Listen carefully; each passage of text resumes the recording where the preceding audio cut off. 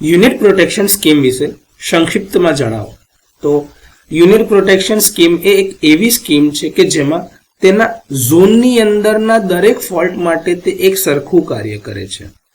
હવે protection zone જે છે એ કરંટ ટ્રાન્સફોર્મરની સ્થિતિ દ્વારા નક્કી કરવામાં આવે છે અને કોઈ પણ બ્લાઇન્ડ સ્પોટ ના રહી જાય, એટલે કે જ્યાં રિલે ઓપરેટ ના થઈ શકતી હોય એવા વિસ્તાર માટે, અથવા તો ફોલ્ટ અને અસામાન્યતાના કિસ્સામાં આખા વિસ્તારને પ્રોટેક્શન મળી રહે તે માટે આ બધા જ ઝોન એકબીજા પર ઓવરલેપ કરવામાં આવે છે, જેથી કરીને પ્રોટેક્શન આપી શકાય.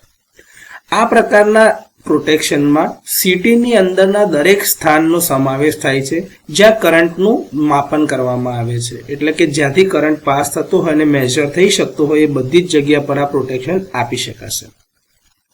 આ પ્રકારના પ્રોટેક્શનનો વ્યાપકપણે ઉપયોગ જનરેટર, ટ્રાન્સફોર્મર અને મોટી ઇન્ડક્શન મોટરના પ્રોટેક્શન માટે કરવામાં આવે છે. ડિફરન્શિયલ પ્રકારનું પ્રોટેક્શન જે છે એ આનું એક બેસ્ટ, એટલે કે આ શ્રેષ્ઠ ઉદાહરણ છે.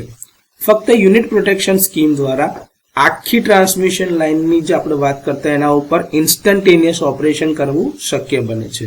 તો યુનિટ પ્રોટેક્શન સ્કીમ વિશે આ થોડી બેસિક ઇન્ફોર્મેશન અથવા તો માહિતી છે.